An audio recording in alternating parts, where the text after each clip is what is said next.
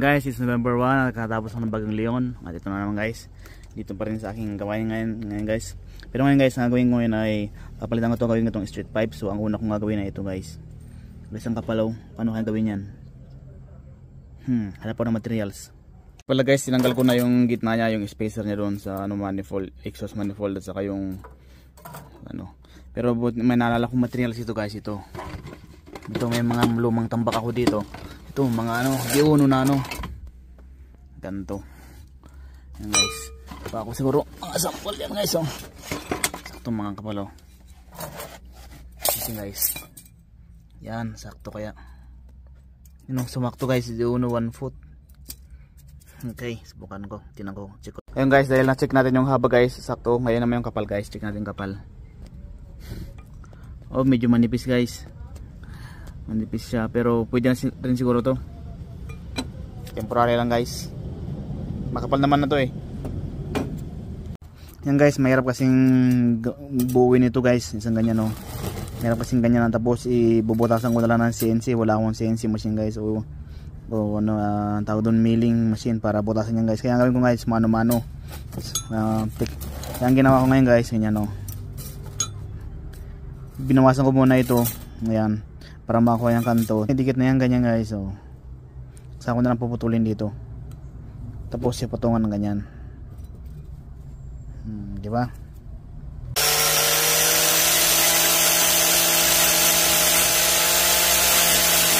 Guys, kinahandle ko na dyan guys.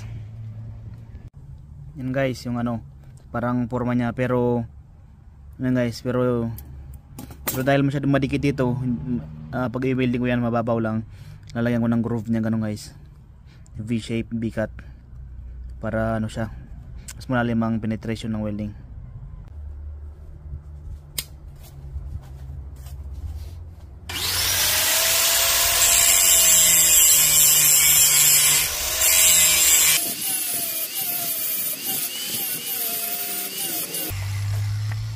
Yan guys, parang ganyan guys, di ba, may groove na. Yan guys, tapos ko nang ihanda itong itong mga connection niya guys. Forma ko na dito guys. Yan guys, inispat-ispatan ko na yung mga yan, medyo nakagalaw guys, yung saktong sukat nito. Yan, yung cup nya. Then lalay ko na lang ito. Ganyan sila guys.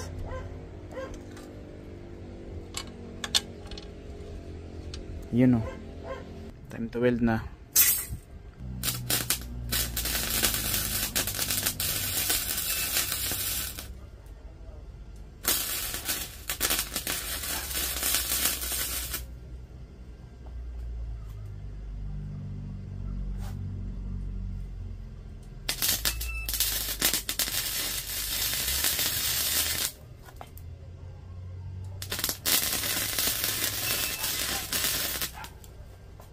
Yan guys, na-tacking ko na.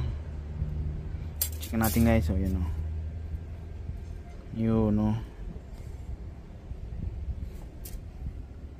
sakto guys, sakto. Yan.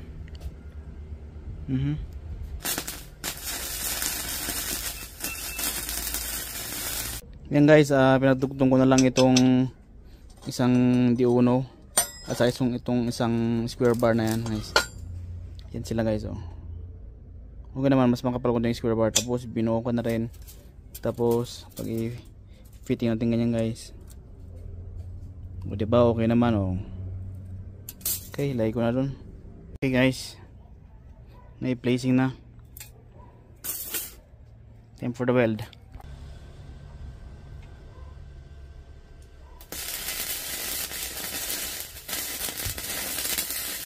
Yan guys, tapos na ang MIG welding guys. Maganda talaga ang MIG. Okay, try ko na yan para makinis na.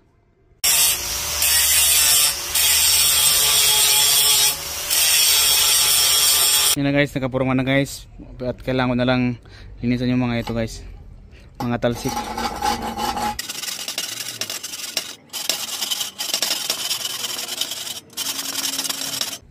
Sakto yan, perfect guys. So parang na machine shop, parang na CNC lang guys yung butas. Yan guys, today magbubutas na ako guys. Bubutasan ko na itong plate niyan to. Nabutasan na ng pilot hole muna, maliit muna guys. Yan guys, pagkatapos ng pilot hole ay gagamitan ko nito guys. Ito yan o, sakto to guys.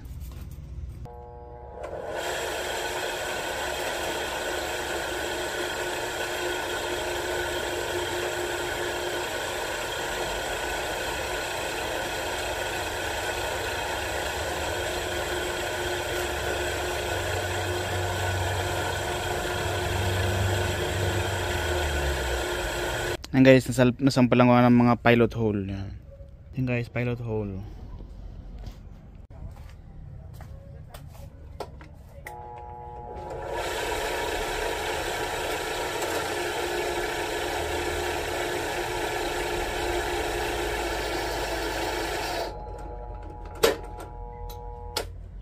Malaking drill bit guys, pero hindi kaya ng motor guys.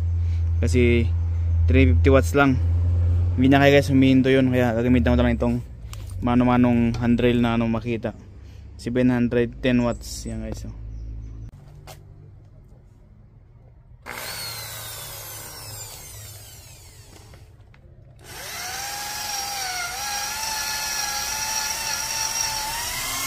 Guys, ang butas-butas na nahirapan guys, pwede 2 minutes guys.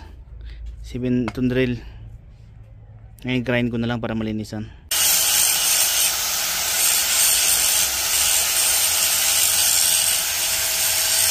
Oh yeah, clean na. Guys, try natin. You know. Pwede guys, pwede. Yan guys, yung subukan ko na isalpak guys. Tumama naman yung mga butas dito, doon. Tapos ito yung mga guide bolts yan guys. Yan. Dapat sila munang sumalpak bago ko ilagay yung mga bolt na ito guys. Pero ito muna dapat ang salpak. Medyo hindi ayos yung butas na doon. Ano ba yun guys? Ayan. Kunting nababawasan pa kunti. Yan guys, dahil nga sa hindi ko ma-perfect yung mga butas nito doon sa exhaust, ay kailangan kong mano-manohin guys na kikilin.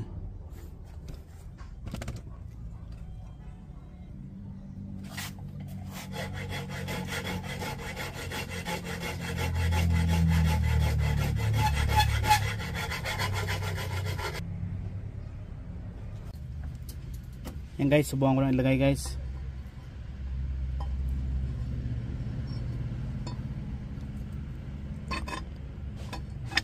You know, ilagay mga bolt kung sakto mga bolt. Yun.